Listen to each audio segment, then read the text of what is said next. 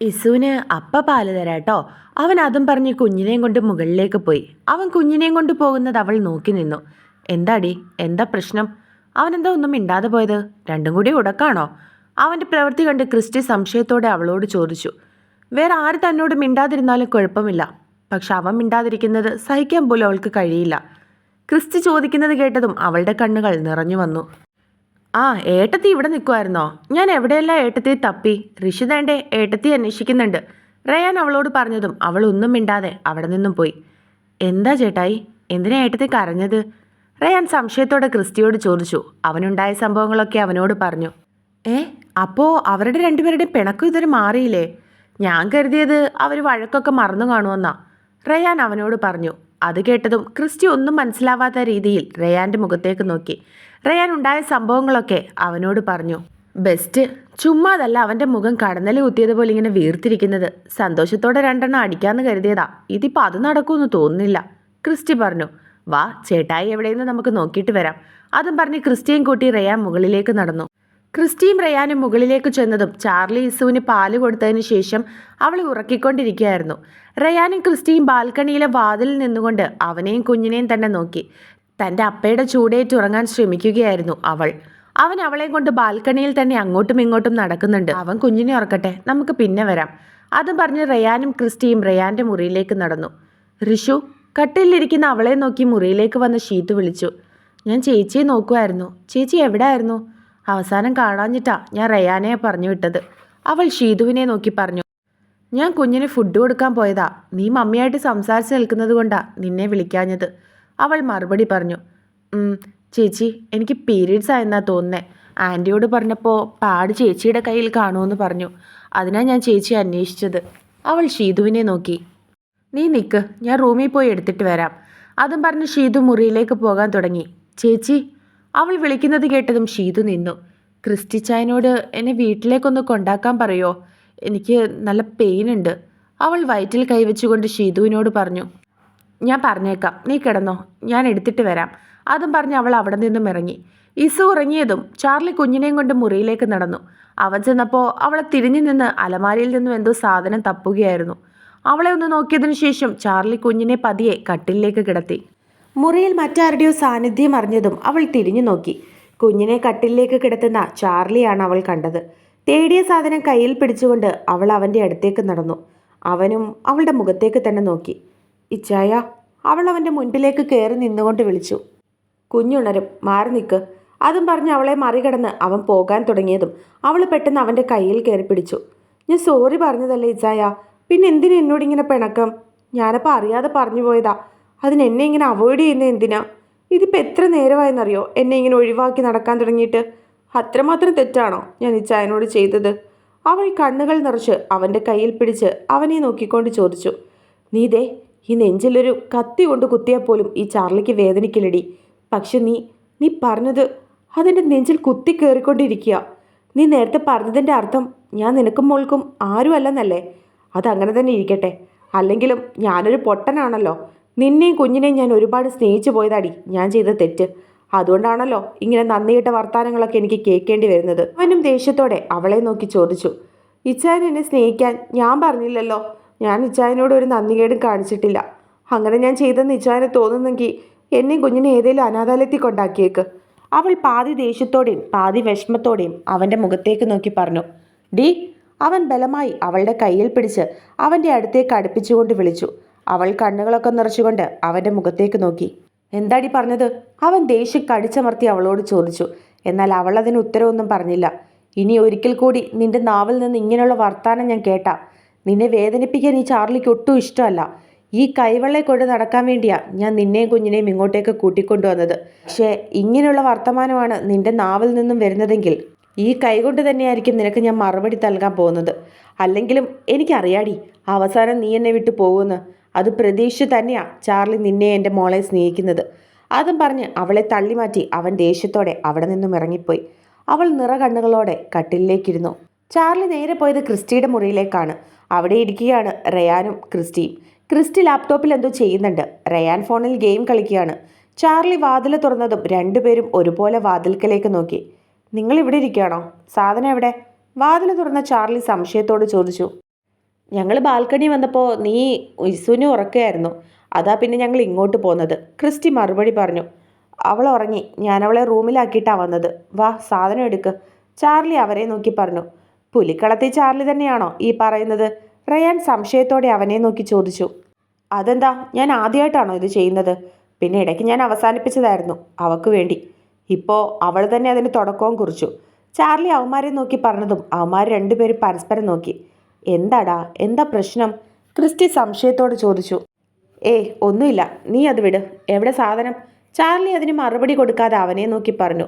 Christy എഴുന്നേറ്റ് അലമാര തുറന്ന് അതിൽ നിന്നും 2 കുപ്പിയെടുത്തു. ഇവിടെ ഇരിക്കുന്നോ ബാൽക്കണിയിലേക്ക് പോന്നോ? ചാർലി വീണ്ടും അവനോട് ചോദിച്ചു. ബാൽക്കണിയിലാകുമ്പോൾ കുറച്ച് തണുത്ത കാറ്റൊക്കെ കൊണ്ടിരിക്കാം.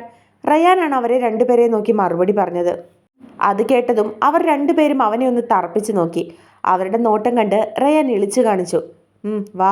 ചാർലി ഒരു കുപ്പിയും മറുകൈയിൽ ഫോണുമായി മുൻപിൽ നടന്നു. അവനൊരു ഷോർട്ട്സും ബനിയനുമാണ് വേഷം. പുറകെ ക്രിസ്റ്റി മറുകുപ്പിയും കയ്യിൽ പിടിച്ച് നടന്നു. നിങ്ങൾ അങ്ങോട്ട് പോയിക്കോ, ഞാൻ അടുക്കളയിൽ പോയി ടച്ചിങ്സ് എന്തെങ്കിലും ഉണ്ടോയെന്ന് നോക്കിയിട്ട് വരാം. റയാൻ അവരെ നോക്കിക്കൊണ്ട് പറഞ്ഞിട്ട് താഴേക്ക് നടന്നു. റയാൻ താഴെ ചെന്നപ്പോൾ വയറ്റിൽ കൈയും വെച്ച് ഹാളിൽ അങ്ങോട്ടും ഇങ്ങോട്ടും നടക്കുന്ന ഋഷുവിനെയാണ് കണ്ടത്. നിനക്കെന്താടി, വയ്യായോ? അവളുടെ മുഖവും മറ്റും വല്ലാതെ ഇരിക്കുന്നത് കണ്ട് റയാൻ ചോദിച്ചു. ചേച്ചി എവിടെടാ? മുകളിലേക്ക് പോയിട്ട് കണ്ടില്ലല്ലോ. അവൾ അതിന് മറുപടി പറയാതെ അവനോട് തിരികെ ചോദിച്ചു. ആദ്യം ഞാൻ ചോദിച്ചതിന് നീ ഉത്തരം പറ. നിനക്കിതെന്തു പറ്റി? അവൻ വീണ്ടും ചോദിച്ചു. എനിക്ക് വയറ് വേദനിക്കുന്നു. അവൾ അവനെ നോക്കി പറഞ്ഞതും അവന് കാര്യം പിടികിട്ടി. ഏട്ടത്തി, ഞാൻ നിന്റെ അടുത്തേക്ക് പറഞ്ഞു വിട്ടതാണല്ലോ, വന്നില്ലേ ഇങ്ങോട്ട്? അവൻ സംശയത്തോടെ ചോദിച്ചു. അപ്പോൾ വന്നിരുന്നു, എന്നിട്ട് പിന്നെ മുകളിലേക്ക് പോയതാ, പിന്നീട് കണ്ടില്ല. അവൾ റയാനോട് മറുപടി പറഞ്ഞു. ഇതാ മോളെ, ഈ ചൂട് വെള്ളം കുടിക്ക്. അവരുടെ മമ്മി ഒരു കപ്പിൽ ചൂട് കാപ്പിയുമായി അവളുടെ അടുത്തേക്ക് വന്നു. അവളത് കയ്യിൽ വാങ്ങി ചുണ്ടിലേക്ക് അടുപ്പിച്ചു. റയാൻ, നിനക്ക് വേണോ കാപ്പി? അവനെ കണ്ട അവർ സംശയത്തോട് ചോദിച്ചു. അവൻ വേണ്ടെന്ന് തലയാട്ടി. ഞാൻ ഏട്ടത്തിയെ നോക്കിയിട്ട് വരാം. അതും പറഞ്ഞ് റയാൻ തിരികെ മുകളിലേക്ക് കയറി ചെന്നു.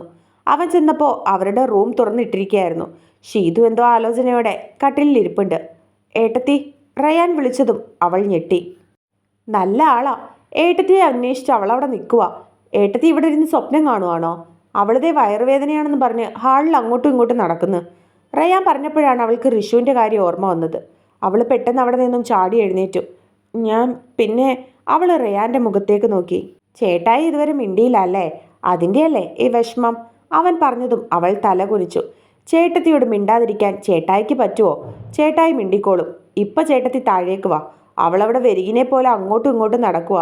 മമ്മി പിന്നെ ചൂട് കാപ്പിയൊക്കെ ഇട്ട് കൊടുത്തു. അവൻ പറഞ്ഞതും അവൾ ആ പൊതിയുമായി താഴേക്ക് നടന്നു. സോറി ഋഷു. അവൾ താമസിച്ചതിന് ഋഷുവിൻ്റെ മുഖത്തേക്ക് നോക്കി പറഞ്ഞു. അതൊന്നും സാരമില്ല ചേച്ചി, ഞാൻ കരുതി ചേച്ചി മറന്നുപോയെന്ന്. അവൾ അതും പറഞ്ഞ് ഷീതുവിൻ്റെ കയ്യിൽ നിന്നും സാധനവും വാങ്ങി ബാത്റൂമിലേക്ക് പോയി. കുഞ്ഞുറങ്ങിയ മോളെ? അവളെ കണ്ടതും മമ്മി സംശയത്തോട് ചോദിച്ചു. ഇച്ചായൻ അവളെ ഉറക്കി മമ്മി. അവൾ അവരെ നോക്കി മറുപടി പറഞ്ഞു. എങ്കിൽ പിന്നെ മോള് വന്ന് ഫുഡ് കഴിച്ചിട്ട് കിടക്കാൻ നോക്ക്. അത് ഇച്ചായനൊന്നും കഴിച്ചില്ലല്ലോ. അവൾ വിഷമത്തോട് അവരുടെ മുഖത്തേക്ക് നോക്കി. എടാ റയാൻ, പറഞ്ഞതുപോലെ നിങ്ങൾക്കാർക്കും ആഹാരമൊന്നും വേണ്ടേ? സമയം എത്രയെന്ന് പറഞ്ഞിട്ടാ? 3 പേരും വന്ന് കഴിക്കാൻ നോക്ക്. അവർ അവൻ്റെ മുഖത്തേക്ക് നോക്കി പറഞ്ഞു. പപ്പ വന്നോ മമ്മി? അവൻ തിരികെ അവരോട് ചോദിച്ചു. ഇല്ല, ഇച്ചായൻ കുറച്ച് താമസിക്കുമെന്ന് വിളിച്ച് പറഞ്ഞിരുന്നു. നിങ്ങൾ പപ്പയെ നോക്കിയിരിക്കണ്ട, വന്ന് ആഹാരം കഴിക്കാൻ നോക്ക്. അവർ വീണ്ടും അവനെ നോക്കി. അത് മമ്മി, മുകളിൽ ചെറിയൊരു പാർട്ടിയുണ്ട്. നിങ്ങൾ കഴിച്ചിട്ട് കിടന്നോ, ഞങ്ങൾ വിളമ്പി കഴിച്ചോളാം. അവൻ ഇളിച്ചുകൊണ്ട് അവരുടെ മുഖത്തേക്ക് നോക്കി. പാർട്ടിയൊക്കെ കൊള്ളാം, മര്യാദയ്ക്ക് ആഹാരം കഴിച്ചിട്ട് കിടന്നോണം. ഇത്രയൊക്കെ ആഹാരം ഓർഡർ ചെയ്യിപ്പിച്ചിട്ട് വെറുതെ നശിപ്പിച്ചു കളയരുത്. അവർ വീണ്ടും അവനെ നോക്കി പറഞ്ഞു. ഓ ഇല്ല എൻ്റെ മമ്മി, ഞങ്ങൾ ആഹാരം കഴിച്ചിട്ടേ കിടക്കുള്ളൂ. മമ്മി ഋഷുവിനെയും ചേട്ടത്തെയും വിളിച്ചുകൊണ്ട് പോയി കഴിക്കാൻ നോക്ക്. അവൻ അവരുടെ കവളിൽ പിടിച്ച് വലിച്ചുകൊണ്ട് പറഞ്ഞു. ഋഷിമോളെയും വിളിച്ചുകൊണ്ട് വാ മോളെ, നമുക്ക് കഴിക്കാം. ഇവന്മാരെപ്പോഴാണെന്ന് വെച്ചാൽ വിളമ്പി കഴിക്കട്ടെ. അവർ പറഞ്ഞതും അവൾ ഒന്നും മിണ്ടാതെ അവരുടെ മുഖത്തേക്ക് നോക്കി. അത് മമ്മി, ഇച്ചായം കൂടി വന്നിട്ട്. അവൾ അവരെ നോക്കി പറഞ്ഞു. എൻ്റെ പൊന്നെ ഏട്ടത്തി, ഞങ്ങൾ ഇനി എപ്പോൾ കഴിക്കാനാ? ഏട്ടത്തി കഴിച്ചിട്ട് പോയി കിടന്ന് ഉറങ്ങാൻ നോക്ക്. ചേട്ടായിനെയും കൊണ്ട് ഫുഡ് കഴിപ്പിക്കുന്ന കാര്യം ഞാൻ ഏറ്റു. അവൻ പറഞ്ഞതും അവൾ പിന്നെ ഒന്നും മിണ്ടിയില്ല. അപ്പോഴേക്കും ഋഷു അങ്ങോട്ടേക്ക് വന്നു. ആൻറ്റി, ഞാൻ വീട്ടിലേക്ക് പോയിക്കോട്ടെ, എനിക്ക് നല്ല വയറുവേദനയുണ്ട്. അവൾ വയറ്റിൽ കൈവച്ച് അവരുടെ മുഖത്തേക്ക് നോക്കി. ഈ രാത്രിയിൽ ഇനി പോകണോ മോളെ? നാളെ രാവിലെ പോയാൽ പോരെ? അത് എനിക്ക് രാവിലെ സ്കൂളിൽ പോകണം.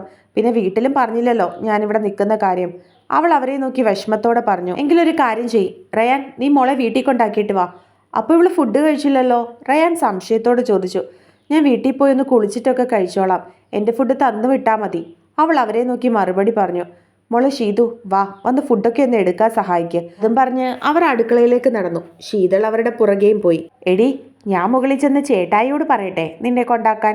റയാൻ ചിരിച്ചുകൊണ്ട് അവളെ കളിയാക്കി. അയ്യോ എൻ്റെ പൊന്നെ, നിനക്ക് പറ്റുമെങ്കിൽ നീ എന്നെ ഒന്ന് കൊണ്ടാക്ക്. പറ്റില്ല എന്നാണെങ്കിൽ ഞാൻ എൻ്റെ ചേട്ടായിയെ വിളിച്ചോളാം. എന്തായാലും അങ്ങേരെ വേണ്ട. ഒന്നാമത് എനിക്ക് വയ്യ, എൻ്റെ മൂഡും ശരിയല്ല. അതിൻ്റെ കൂടെ അങ്ങേരെ എന്നെ എന്തെങ്കിലും പറഞ്ഞ് ചൊറിയണം, ഞാൻ കയറി അങ്ങേരെ മാന്തും. പിന്നെ ഞങ്ങൾ വീടെത്തുമോ എന്നുള്ളത് സംശയമായിരിക്കും. അവൾ അവൻ്റെ നേരെ ഇരു കൈകളും തൊഴുതുകൊണ്ട് പറഞ്ഞു. അവളുടെ സംസാരം കേട്ട് അവന് ചിരി വന്നു. എന്തായാലും ഞാൻ മുകളിൽ ചെന്ന് പറഞ്ഞിട്ട് വരട്ടെ, നിന്നെ വീട്ടിൽ കൊണ്ടാക്കിയിട്ടേ വരുള്ളൂ എന്ന് അവൻ പറഞ്ഞതും അവൾ തലയാട്ടി. റയാൻ നേരെ പോയത് ബാൽക്കണിയിലേക്കായിരുന്നു. എത്ര നേരമായിടാ നീ താഴേക്ക് പോയിട്ട്? എന്നിട്ട് വെറും കൈയോടെയാണോ തിരികെ വന്നത്? അടുക്കളയിലൊന്നും ഇരിപ്പില്ലേ? ക്രിസ്റ്റി സംശയത്തോടെ അവനോട് ചോദിച്ചു. അവൻ അവിടെ നടന്ന സംഭവങ്ങളൊക്കെ അവരോട് പറഞ്ഞു. ചാർലി ഗ്ലാസ് ചുണ്ടിനോട് അടുപ്പിച്ചുകൊണ്ട് എല്ലാം കേട്ടുകൊണ്ട് നിൽക്കുകയായിരുന്നു. ഷീതു താഴേക്ക് ഇറങ്ങിച്ചെല്ലാൻ താമസിച്ചത് അവളോട് താൻ അങ്ങനെയൊക്കെ പറഞ്ഞതുകൊണ്ടാകാമെന്ന് അവന് തോന്നി. നീ പോകണ്ട, ഞാൻ കൊണ്ടാക്കിക്കോളാം അവളെ. ക്രിസ്റ്റി അതും പറഞ്ഞ് അവിടെ നിന്ന് എഴുന്നേറ്റു. അത് വേണ്ട ചേട്ടായി, ഞാൻ തന്നെ കൊണ്ടാക്കിക്കോളാം. റയാൻ പറഞ്ഞുകൊണ്ട് കാറിൻ്റെ കീ എടുത്തു. നിന്നോട് പറയുന്നത് അങ്ങ് കേട്ടാൽ മതി. അവളെ ഇങ്ങോട്ട് കൊണ്ടുവന്നത് ഞാനല്ലേ, ഞാൻ തന്നെ തിരികെ അവളെ കൊണ്ടാക്കിക്കോളാം. ക്രിസ്റ്റി പറഞ്ഞുകൊണ്ട് അവൻ്റെ കയ്യിൽ നിന്നും താക്കോൽ വാങ്ങി. അവളാ എന്നോട് പറഞ്ഞത് ഞാൻ തന്നെ അവളെ കൊണ്ടാക്കിയാൽ മതിയെന്ന്. അവൻ്റെ മുഖത്തേക്ക് നോക്കി റയാൻ പറഞ്ഞതും അവൻ നെറ്റി ചുളിച്ചു. അവൾ അങ്ങനെ പറഞ്ഞോ എന്നുള്ള സംശയമായിരുന്നു ക്രിസ്റ്റിക്ക്. അത് കണ്ടതും റയാൻ അവൾ പറഞ്ഞതായിട്ടുള്ള കാര്യങ്ങളെല്ലാം ക്രിസ്റ്റിയോട് പറഞ്ഞു. ഓ, അവൾ അങ്ങനൊക്കെ പറഞ്ഞോ? എങ്കിൽ അവൾ എന്നെ മാന്തുന്നത് എനിക്കൊന്ന് കാണണമല്ലോ. അതും പറഞ്ഞ് കാറിൻ്റെ കീ ചൂണ്ടുവിരലിൽ കറക്കിക്കൊണ്ട് അവൻ താഴേക്കിറങ്ങി. റയാൻ ദയനീയമായി ചാർലിയുടെ മുഖത്തേക്ക് നോക്കി. ചാർലി അവനെ നോക്കി കണ്ണ് ചിമ്മി കാണിച്ചു. അത് കണ്ട് റയാൻ പുഞ്ചിരിച്ചു.